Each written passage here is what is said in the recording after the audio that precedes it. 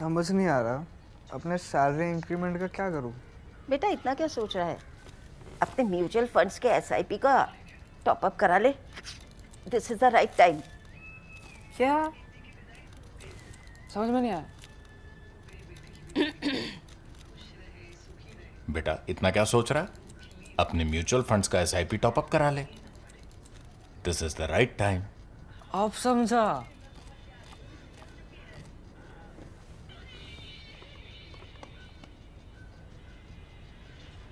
Mutual fund investments are subject to market risks. Read all scheme related documents carefully.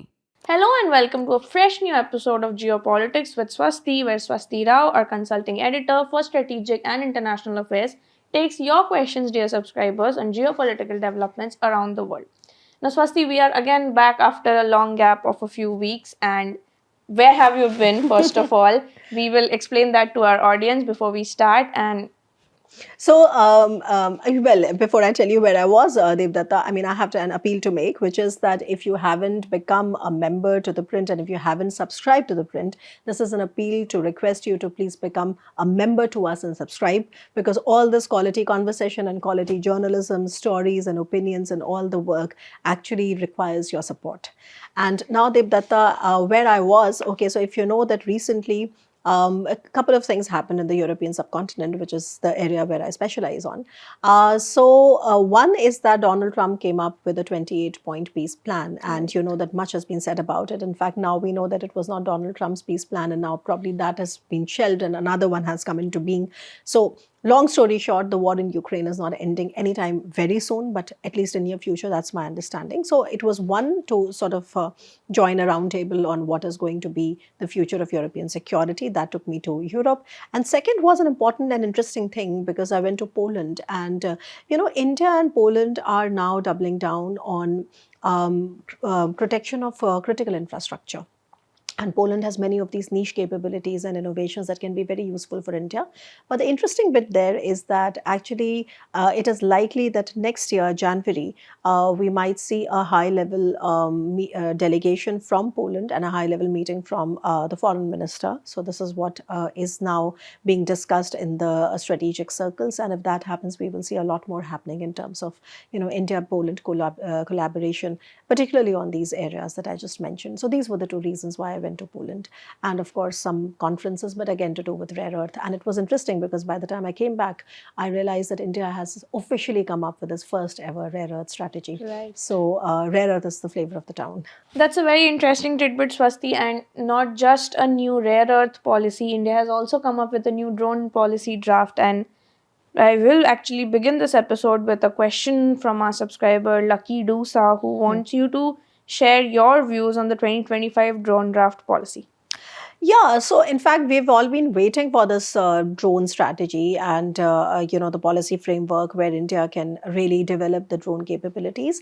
But if you ask me, and I think that's been also the undertone of the question, it's a bit disappointing, frankly, because the first framework came in 2021 and now it's been followed up in 2025 by a draft. And while everybody in the business and everybody in this community, okay, were expecting the regulations to be eased, and we're expecting more resilience and more flexibility in the overall, framework of how we are going to be inducting drones, etc. On the contrary, the 2025 draft that he's referring to actually makes it very, very complicated. So the regulations are, if you ask me, they are very stringent. My own assessment is that I've also been speaking to a lot of people in the industry, because drones are so crucial for protection of our, our critical infrastructure, especially if you look at, sea drones, etc., that India is now looking at developing. I don't think it can really be truly enforced in the current form. It makes innovation very difficult. Compliance, if you want to ensure that everybody is going to comply with it, that is also very difficult. They have asked for things like registration and certification of all kinds of drones. There is no exemptions made for small ones or, different types of drones. Many safety and security features that have been prescribed by the government have been made mandatory. There are also compulsory third-party insurance for all drone operators. Similarly, so if there is a violation, there are very stringent criminal penalties. So, long story short, basically what you have is a situation where in 2021, when the framework came, we all thought that this is going to be easier. But what they have done is that they've made it more complicated. In fact, I can just tell you that what they've done is that they've made a mandatory licensing provision where regardless of whether you're a student who's flying a micro drone or, for example, you need something more professionally, you have to have a mandatory pilot licensing. You have to have other kinds of certification before you start manufacturing. I mean, there are a lot of paperwork, and frankly, if you ask me, in its current form, this is not really going to work in the manner in which we require it in our country today. So, my opinion is that for any such thing to work, it has to be flexible, it has to be agile, it has to be quickly inductible. Okay, and by laying down all these regulatory frameworks and all the complications around paperwork, we are just making it more difficult. So I don't see this going forward.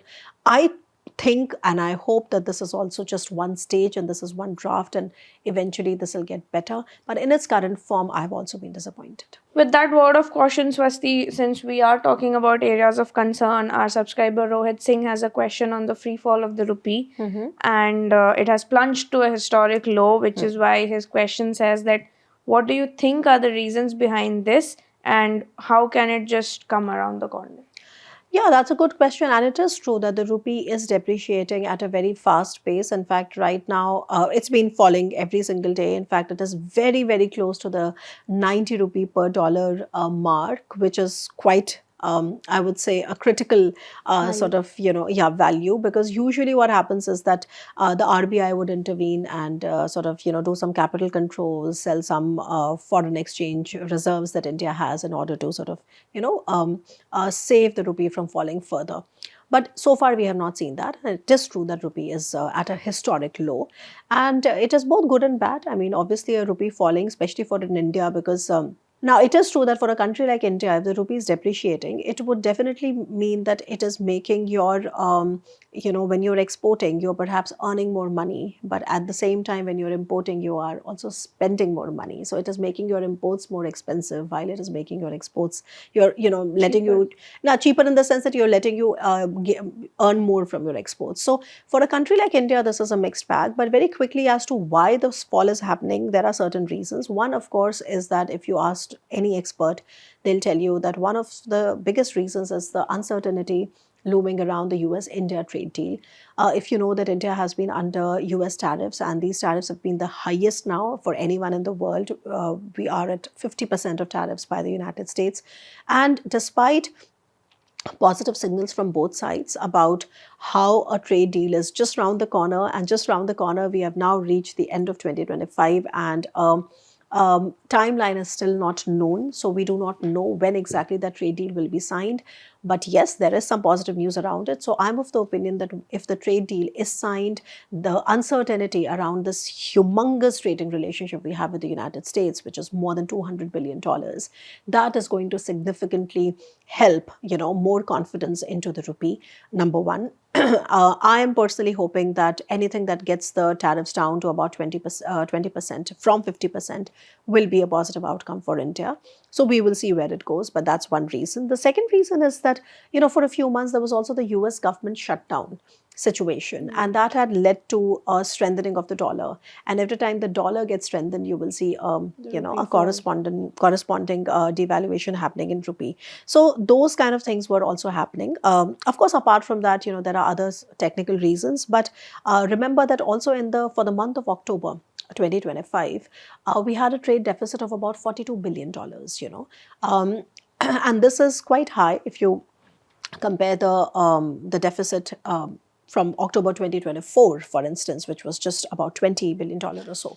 So Because of all these things, you have a situation where you have a devalued rupee. Now, it is true that the Reserve Bank of India can play a crucial role. Apart from these uncertainties, whenever they go, the RBI can also play a role.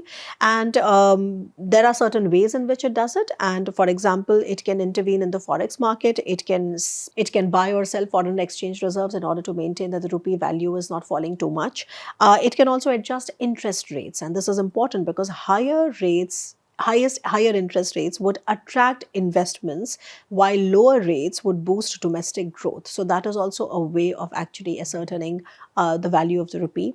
And apart from these two, the RBI also has certain other tools that it can use and it can deploy. But the fact of the matter is that right now the RBI has not done it, and the rupee can very well sort of touch the 90 rupee per dollar mark as well. But what you have to understand is that it is a mixed bag, and not jump to severe conclusions right away. Yes, there is uncertainty, and yes, that we are navigating a complicated time, but it is also a time when a lot of auto adjustment happens. So it would be a mixed bag, and I would be keeping a close eye on this, so we can discuss it later as well. Moving on from that, Swasti, there's a question by Fab2042, who's also a huge fan of yours, and wants to know your thoughts on how far do you think Russia will go to save Maduro in case there's a regime change in Venezuela? Now, that's a very interesting situation in Latin America right now, Debdutta. Of course, you know that we have discussed it on the GPS so many Quite a times few that tensions times. have been brewing and a lot is happening. Now, right now, yes, the military build-up around the Caribbean is quite unprecedented, but it is not enough to really start an invasion. Now, these are different situations. The US is ramping up pressure, but the US is not ramping up pressure or deploying capabilities enough to really start a land-based invasion or something else. My reading of the situation is that Maduro has been conveyed. This is something which has been conveyed by the Trump administration to Maduro, that his days are numbered. Okay, and there is no way he can continue with it. That's one part. So what is happening right now in that region, and I've been hearing it from many experts in the region as well, because I do not specialize on that theater, but of course, as it's part of geopolitics, and of course, in that sense, I'm interested in what is happening. What Maduro is doing right now is that he is actually negotiating the terms of his exit.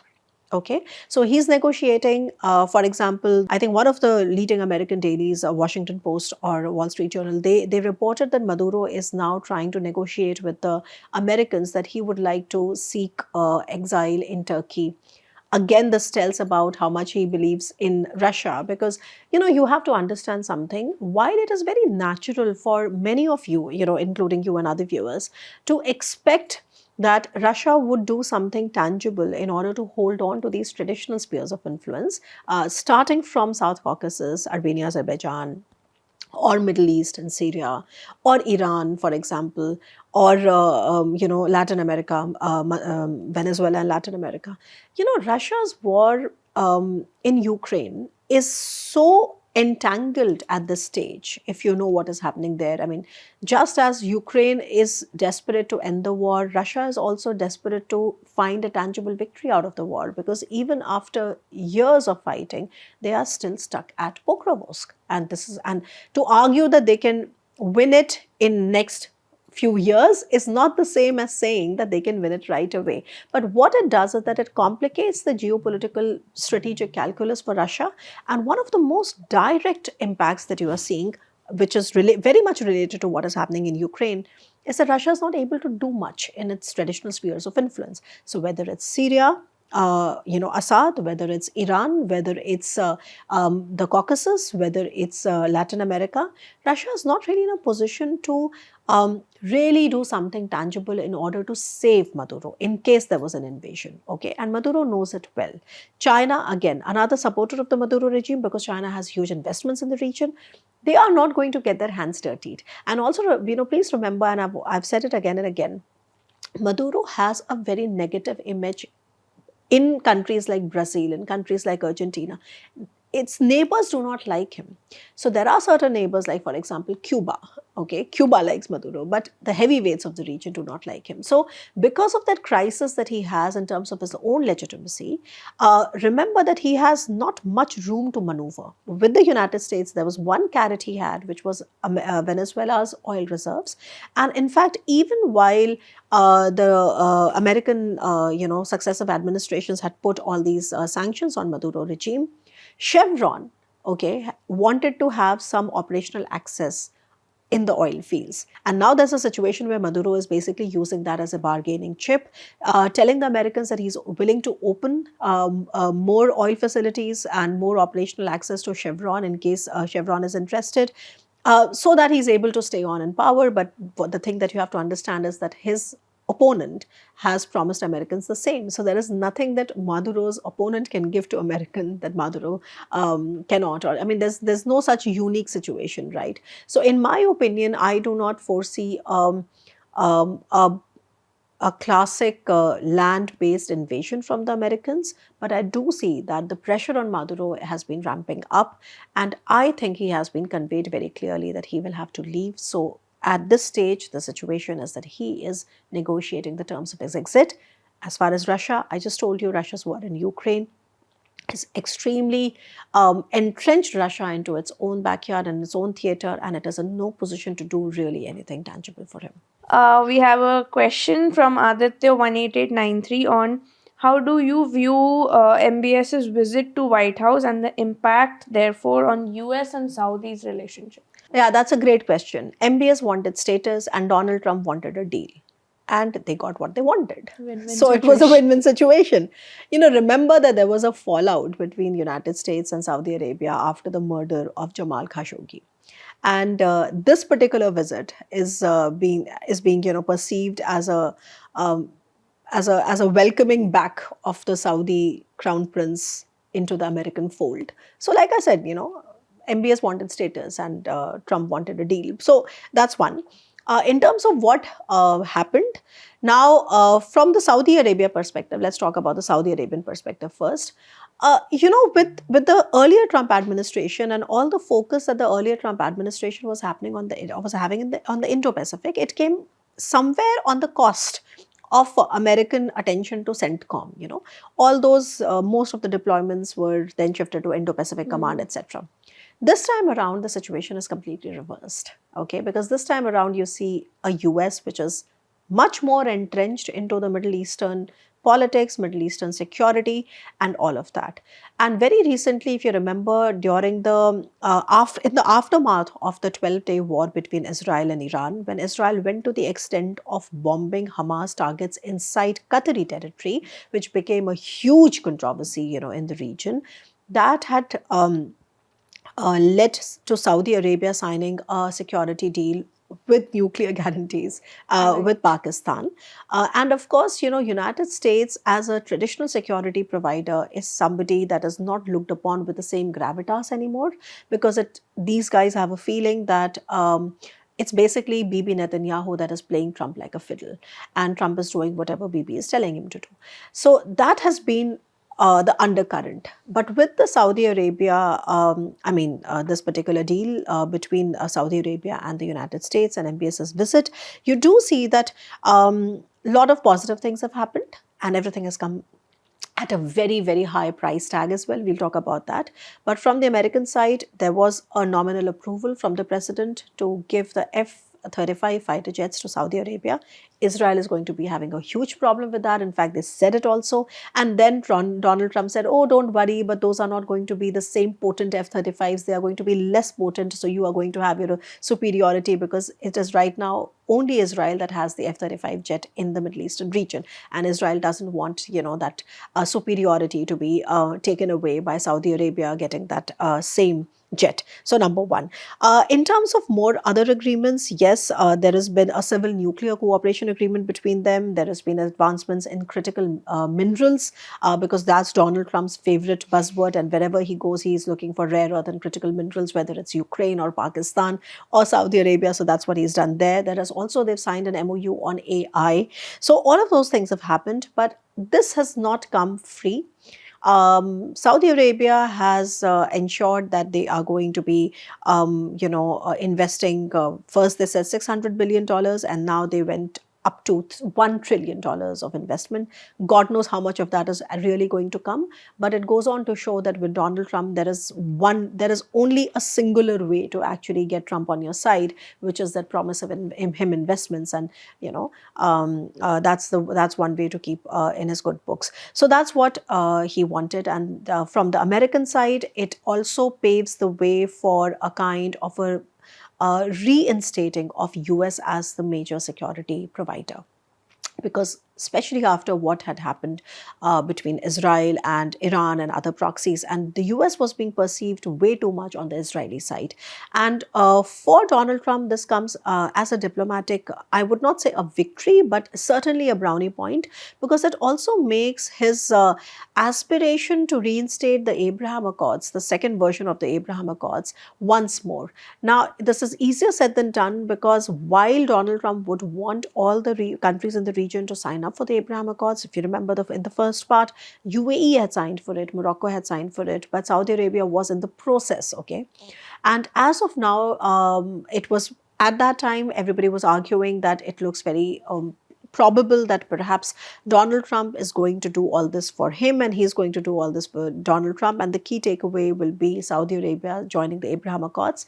Actually, that has not happened, and very recently, Saudi Arabia has again mentioned that their condition for joining the Abraham Accords is a two-state solution, which is not acceptable to Israel. So, long story short, whether it's Trump's peace plans on Gaza or whether it's the Abraham Accords, they are right now not in a state of equilibrium.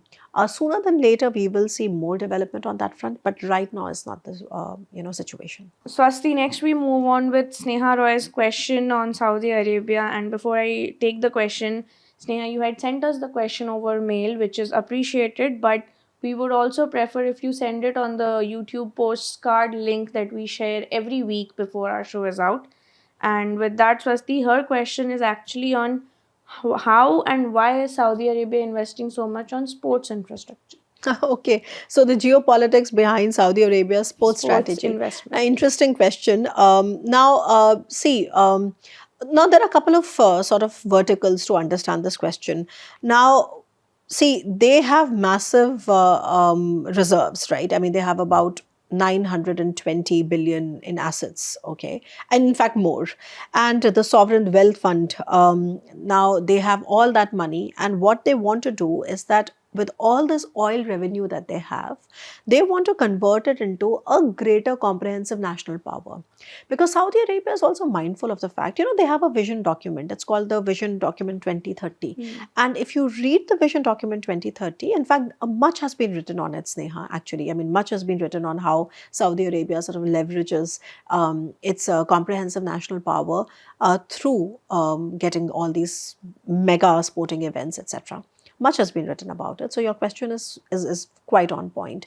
So if you read the Vision Document 2030, you will see that Saudi Arabia is aware of the fact that the oil demand is going to fall because many advanced economies are going to transition to renewables, etc.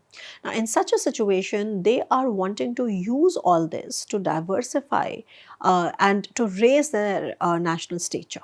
So that's one part. The second part is that this also opens the way for Saudi Arabia to be more accepted in the Western fold, because, of course, I mean, they are their biggest partners also, when it comes to business, when it comes to investments, when it comes to all their new initiatives on green energy, by the way. If you remember the IMEC project, which was India's blue-eyed project during the G20 presidency in 2023, and it was announced with a lot of fanfare, and unfortunately it could never see the light of the day, but IMEC corridor. So one of the most enthusiastic players for IMEC, and within IMEC particularly to do with corridors on clean energy and all that infrastructure, so that like really new infrastructure, it was Saudi Arabia. Saudi Arabia was the only country out of 12, 13 signatories that had pledged money to IMEC. So all of this fits into their larger Vision 2030, where they want to diversify and they want to reach, a different kind of comprehensive national power using this massive money that they have by way of oil revenues. So this kind of fits in there. And they also have in Saudi Arabia what is called the Public Investment Fund, and the Public Investment Fund is the agency through which they keep spending on these events. And for the last almost 7-8 years, they have spent billions of dollars on sports activities only. So this is quite a comprehensive strategy for them, because sports is something which is very kosher, it is accepted. This also gives them an easy sort of a way out from avoiding all these difficult questions on human rights and all that. So I think this is something that Saudi Arabia has come up with a interesting model for, and they have the money and they do it. And especially this is something which is close to MBS's heart. So that's why we see so much of sporting events from Saudi Arabia, and we will see it more. In fact, not just Saudi Arabia, even Qatar and all these guys are using their oil revenues to better and further their comprehensive national power. Since we are discussing the Middle East, Swasti, Aritra Banerjee has a question on what are your insights Aritra on... has written a very long Yes. question. Okay, so It is, yeah, it's quite a long question. And the basic crux of his question is, what is the dynamics of India and Iran? yeah, so interesting question. And in fact, I'm glad you asked this question, because not many people know that India is actually buying oil from Iran, and India, despite the US sanctions. And in fact, to just put it into perspective, very quickly, India anyway multi-aligns with everybody in the region. So India has excellent ties with Israel, India has excellent ties with GCC, and India has ties with Iran. Now, particularly with respect to Iran, there are challenges, because Iran remains to be a sanctioned entity. Before Russia-Ukraine war began, and in fact before the Trump and the US administrations had put sanctions on Iran, we were buying oil from Iran, but we had to stop, and then we had to diversify to other GCC countries. And now Russian oil is sanctioned. So very quickly, if I just tell you the updated situation, the situation is that between January to July 2025, India has bought almost $94 million worth of Iranian oil.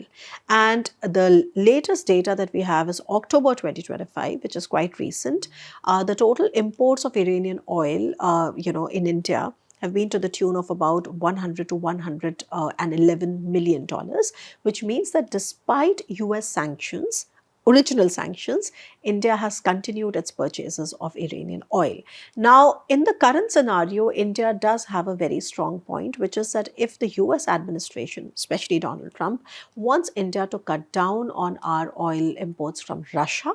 In fact, Lukoil and Rosneft have been sanctioned, and if you know, as of the latest figures, India has stopped buying oil from these two sanctioned entities, and India is buying from others, but not these two. So India's point to the Americans is that if you want us to lessen our purchases from Russia, we have to buy from somewhere else. So Iran was one of the traditional, sellers to us. So in terms of the oil relationship, it is going on. Now, having said that, let me also here just mention that it is not all hunky-dory, because Indian entities have been sanctioned by the United States for buying oil from Iran. So it is a bit of a murky situation, but India's point is quite valid, which is that if you want us to dramatically decrease our purchases from somewhere, we have to get from somewhere else. Right. So that's about Iran. Now, but this is not the big story, because 100 million or 90 million over a period of 6-7 months is not really a lot of money. What is more promising with respect to Iran, of course, is the connectivity aspirations that we have, particularly our investments in Chabahar, and then we would like our investments, Chabahar to be connected to the INSTC, etc. Now, most of these things perhaps have a brighter future. But right now, because Iran remains a sanctioned entity, it's very difficult to really get business, done. In fact, what you also see is that actually, there are other players also in the region, because I keep saying the Taliban also plays all sides. So Afghanistan has also been increasing its footprint through Chabahar, but it's not the same as to say that India can be co-opted. I mean, there are multiple competing factors. There's a China factor, etc. So I hope in the longer run, once the sanctions are not so biting, we would perhaps see more progress. But as of now, yes, I think if you ask me, I would summarize it by saying that India is standing by its multi-alignment in the region. and knowing what one country can bring on the table for India. So different actors in the Middle Eastern theater bring different comparative advantages, okay? So there's a different comparative advantage we exploit with Israel, a different comparative advantage we exploit with the GCC, and a different one with Iran. And with Iran, of course, there are many more factors that come into place. So long story short, and that's my favorite phrase, we are doing what we are doing, and I think in many ways it also alludes to how the realities on the ground operate, regardless of what people sign on the files by sort of sanctioning entities and asking others to not buy. But on the ground reality, things are different. On that note, Swasti, we come to an end of this episode and we look forward to your questions. See you next week.